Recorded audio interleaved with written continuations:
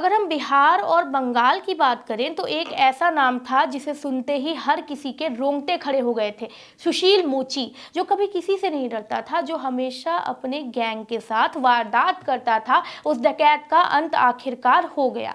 क्या आपने कभी सोचा था कि बिहार का वो मास्टरमाइंड डकैत पकड़ा जाएगा? उस पर 2 लाख का इनाम भी रखा गया था और उसकी मौत के बाद हर कोई यही सोचने में लगा था कि आखिरकार ये मारा कैसे गया। पुलिस को एक गुप्त सूचना मिली कि सुशील मोची अपने गैंग के साथ किसी बड़े वारदात को अंजाम देने की योजना बना रहा है। पुलिस ने एक बार फिर सुशील मोची को पकड़ने के लिए अपनी पूरी ताकत झोंक दी। क्या इस बार पुलिस उसे पकड़ पाएगी या फिर वो अपने चालाकी से बच जाएगा? ये सवाल सबके मन में था और जवाब आखिरकार उस रात आया जब पुलिस ने बायसी के ताराबाड़ी इलाके में उसे घेर लिया। लेकिन क्या उसने सरेंडर किया या फिर उसने फिर से पुलिस पर गोलियां चलानी शुरू कर दी? आखिर क्या हुआ था, सुनिए। पुलिस को जैसे ही पता चला कि सुशील मोची अपने गैंग के साथ इकट्ठा है, उन्होंने पूरी तैयारी शुरू कर दी। पुलिस और एसटीएफ की टीम ने घेराबंदी की और जब सफेद स्कॉर्पियो पर आते हुए वो दिखाई दिया तो पुलिस ने उसे रोकने का इशारा किया। लेकिन सुशील मोची ने अपने साथियों के साथ गाड़ी पलटाई और भागने की कोशिश की।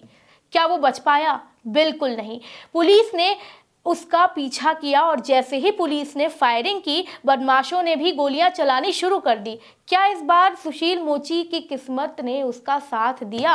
जैसे ही गोलियों की आवाज सुनाई दी, पूरा इलाका सन्न रह गया। पुलिस ने अपनी जान पर खेलकर फायरिंग की। क्या अब ये सुशील का आखिरी वक्त था? पुलिस की गोलियां और बदमाशों की गोलियां एक साथ चल रही थी, लेकिन इस बार पुलिस की तैयारी ने सुशील को के घात उतार दिया। सुशील मोची और उसके साथी घेर लिए गए। कुछ समय बाद सुशील मोची पुलिस की गोलियों के साथ घायल हो गया और अंत में क्या हुआ?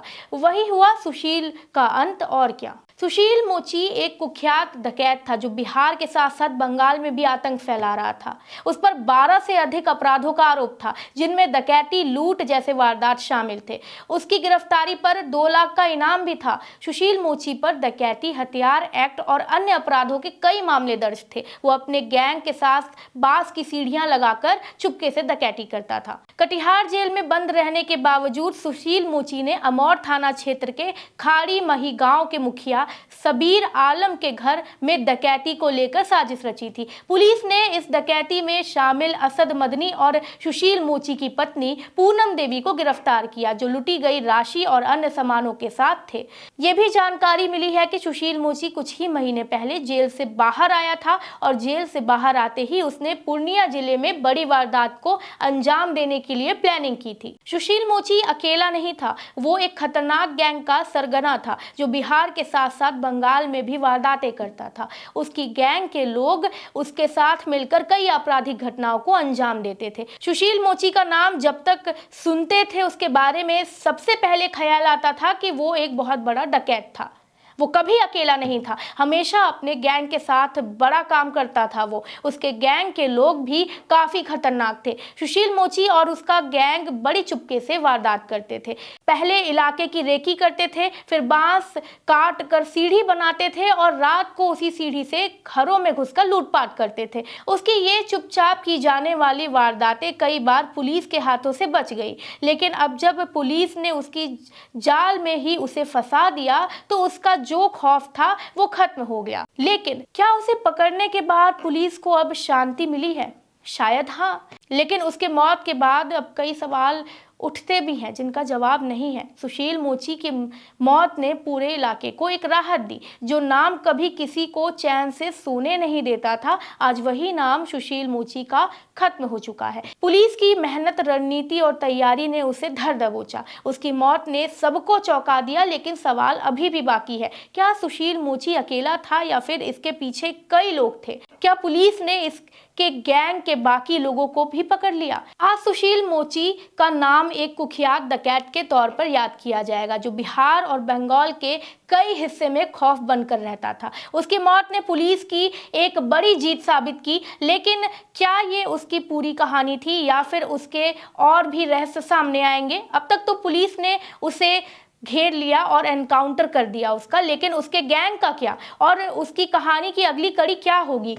क्या पुलिस ने उसकी मौत से कुछ और सच्चाई पकड़ी है या ये सवाल अभी भी हवा में है। सुशील मोची की गिरफ्तारी से ये साफ संदेश मिलता है कि बिहार पुलिस और एसटीएफ अब और भी ज़्यादा सख्त हो चुके हैं। इस तरीके के अपराधों को अगर कोई अंजाम देता है तो उसका भी वही हाल होगा जो सुशील के साथ हुआ। ये ऑपरेशन इस बात का भी संदेश था कि पुलिस किसी भी बड़े अपराधी को पकड़ने के लिए पूरी तरह से तैयार है। एनकाउंटर के बाद पुलिस ने क्या कदम उठाए हैं और सुशील मोची की गैंग के अन्य सदस्यों को पकड़ने की तैयारी हो रही है। पुलिस ने सुशील मोची के पास से एक कार्बाइन और पिस्टल बरामद किया है।